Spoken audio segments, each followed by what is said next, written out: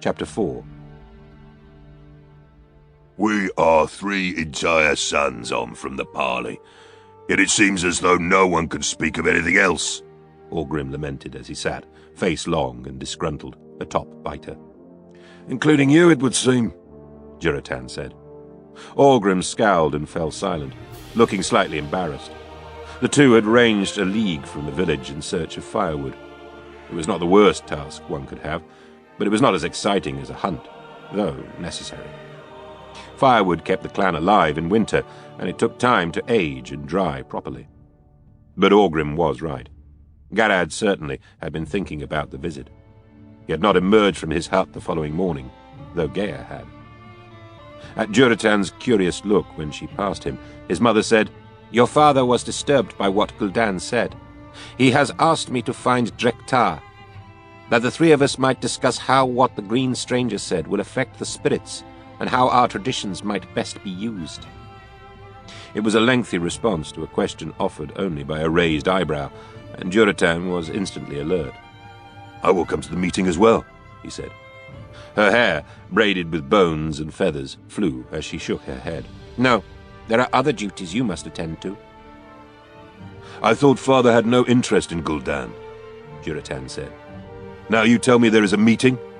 As son and heir, I should be present." Again, she waved him away. "This is a conversation, nothing more. We will bring you in as needed, my son. And as I said, you have other duties." Gathering firewood.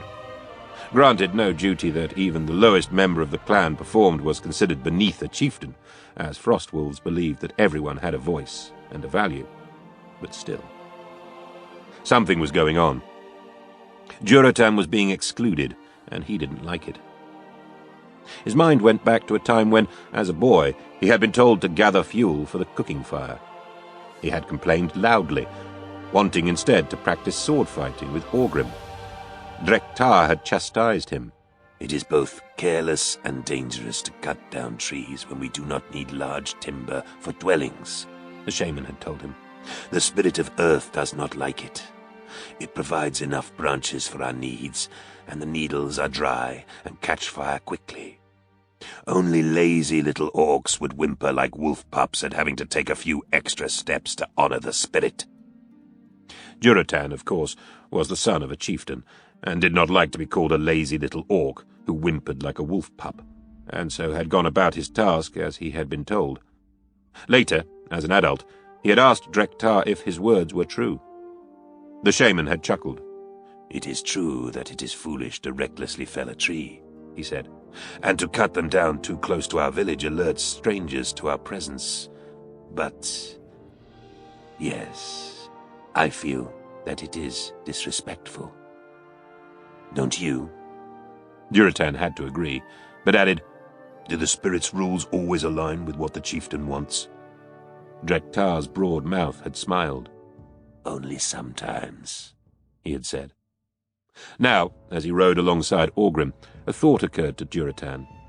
Felling trees. "Gul'dan said that when the southern orcs cut open trees, they smelled wrong." "Now listen to who is talking about Gul'dan," said Orgrim. "No, truly. What do you think that means? And the blood apple? He showed us the seeds were gone." Orgrim shrugged his massive shoulders and pointed to a copse up ahead. Durotan saw the dark skeletons of fallen branches resting on piles of dried brown needles. "Who knows? Maybe the southern trees decided they didn't want to be cut open anymore. As for the apple, I've bitten into some that had no seeds ere now." "But how would he have known?" Durotan persisted. "If he had cut open the apple and there had been seeds in it after all, he would have been laughed out of our village. He knew there wouldn't be one." "Maybe the fruit had already been cut."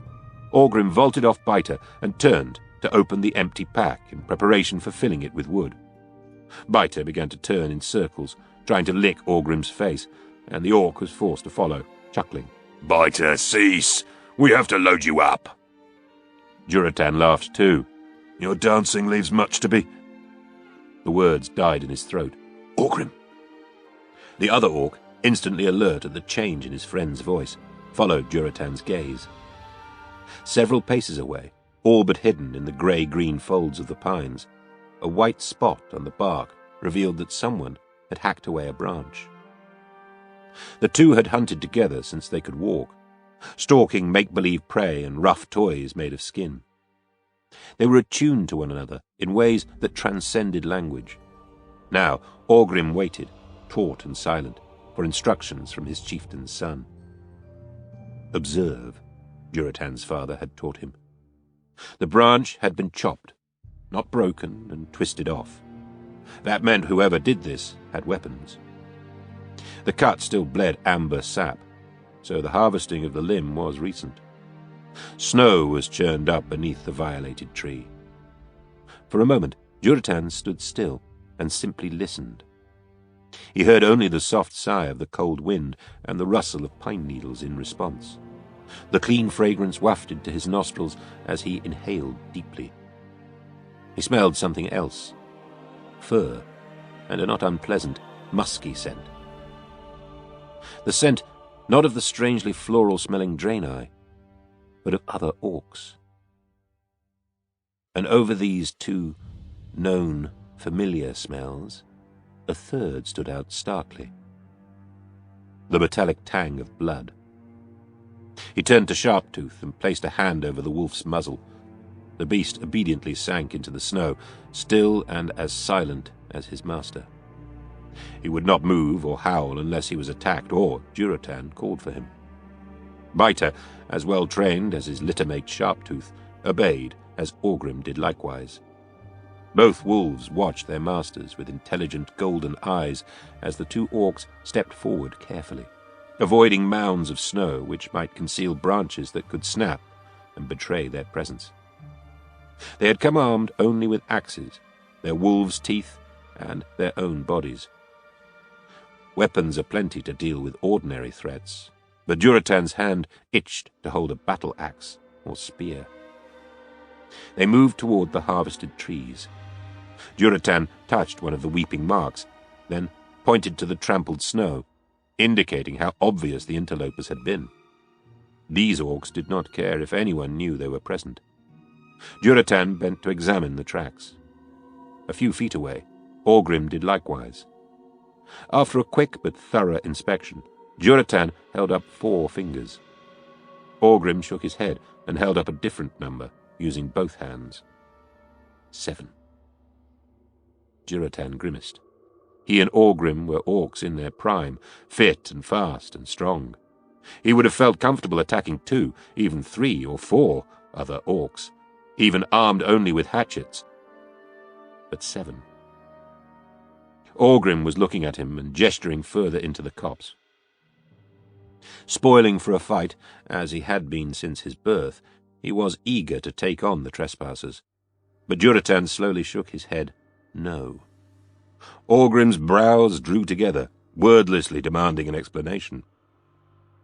It would have made a tremendous Lochvad nod, but while Durotan would have been honoured for his exploits to be remembered in song after a brave death, he and Orgrim were too close to the village. Durotan held his arms as if he cradled a child in them, and Orgrim reluctantly nodded. They returned to their wolves, which still huddled in the snow. Durotan had to struggle not to mount immediately. Instead, he buried a hand in the soft, thick ruff of Sharptooth's throat. The wolf got to his feet, tail wagging slowly, and accompanied Durotan for several paces as the copse and its dangerous tidings fell away behind them. Only when Durotan was certain they had not been heard or followed did he leap atop Sharptooth, urging the wolf to race for the village as fast as his great legs would carry him. Durotan headed straight to the chieftain's hut. Without announcing his presence, he shoved open the door. "Father, there are strangers who—" The words died on his lips. The chieftain's hut was, by clan law, the largest in the village. A banner covered one wall. The chieftain's armour and weapons occupied one corner. Cooking utensils and other day-to-day items were neatly arranged in another. Ordinarily, a third corner was filled with his sleeping furs, which were rolled up and stowed out of the way when the family was active. Not today. Garad lay on a cleft hoof skin on the hard earthen floor. A second pelt covered him. Gaia had one hand beneath his neck, tilting his head forward, so that the Frostwolf chieftain could sip from the gourd ladle in her other hand. At Durotan's entrance, both she and Drek'tar, who stood beside her, jerked their heads in his direction. "Close the door," Gaia snapped. Shocked into silence, Durotan quickly obeyed. He crossed the space between himself and his father in 2 long-legged strides and knelt beside Garad. "Father, what is wrong?" "Nothing at all," the chieftain grumbled, irritably shoving the steaming liquid away. "I am tired. You would think that death himself was hovering over me instead of Drek'tar, though sometimes I wonder if they are one and the same." Durotan looked from Drek'tar to Gaia. Both of them wore somber expressions. Gaia looked as if she had not slept more than a few moments during the last 3 days. Durotan realized, as he had not done earlier, that she had worn the same beads in her hair since Gul'dan's visit. Gaia, who would never wear ritual garb of any sort once the ceremony was over. But it was to the shaman that he spoke. "Drek'tar." The older orc sighed. "It is no illness I am familiar with, nor injury," he said. "But Garad feels "Weak," Gaia said. Her voice trembled. So, this was why she had urged Durotan to depart on firewood duty for 3 days running. She did not want him here, in the village, asking questions. "Is it serious?" "No," grunted Garad. "We do not know, Drek'tar answered, as if Garad had not spoken. and it is this that concerns me." "Do you think it has anything to do with what Gul'dan said?" Durotan asked. "About the world growing sicker?" About the sickness reaching Frostfire Ridge. Drek'tar sighed. "It could be," he said. "or it could be nothing at all. An infection I cannot detect that will run its course, perhaps. Or "If it were, you would know it," Durotan said flatly. "What do the spirits say?" they are agitated." The shaman replied. They disliked Gul'dan. "Who could blame them?" said Garad, and gave his son a wink, meant to reassure. But it had the opposite effect. The entire clan had been unsettled by the Green Orc's dire predictions. It would be unwise for Garad to appear before his people in this condition. Gaia and Drek'tar had been right to wait until he had recovered to... Durotan swore. He had been so shocked to see his father in such a state that he had forgotten what had driven him to barge into their dwelling. "We found traces of intruders in the woods, a league to the southeast," he said. "They smelled of blood, more blood than a simple kill, and it was old blood." Garad's small eyes, watery and bloodshot, narrowed at the words. He threw aside his blanket. "How many?"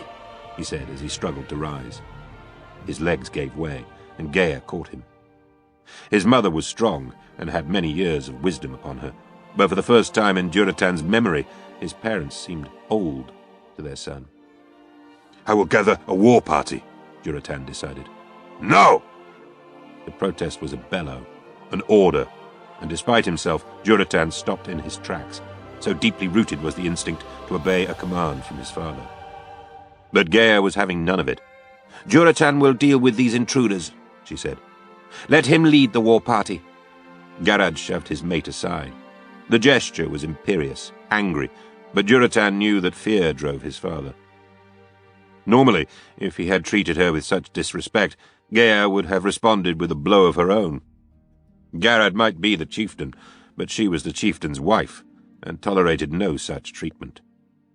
That she did not chilled Durotan to his soul. "Listen to me," Garad said, speaking to all of them. "If I do not ride out to face this threat, the clan will believe that I am too weak to do so. They are already agitated, thanks to Gul'dan's nonsense. To be seen by them as unable to lead." He shook his head. "No. I will command this war party, and I will return victorious. And we will deal with whatever is happening then, from a place of triumph. I will have shown the Frostwolves that I can protect them. His logic was unassailable, even as Durotan's heart cried out against it. He looked at his mother and saw the wordless request in her eyes. She would not be fighting alongside Garad. Not today. For the first time in their lives, Gaea suspected her husband would not return. The clan could not afford to lose him, her, and Durotan in a single, terrible battle. Pain twisted inside him. I will keep him in my sight, Mother. No harm will. We exile those who are weak, Durotan, Garad interrupted. It is our way. You will not hover around me, nor interfere. If this is my fate, I accept it. And I will do so unaided, on Ice's back, or on my own 2 feet. Even as he spoke, he swayed slightly.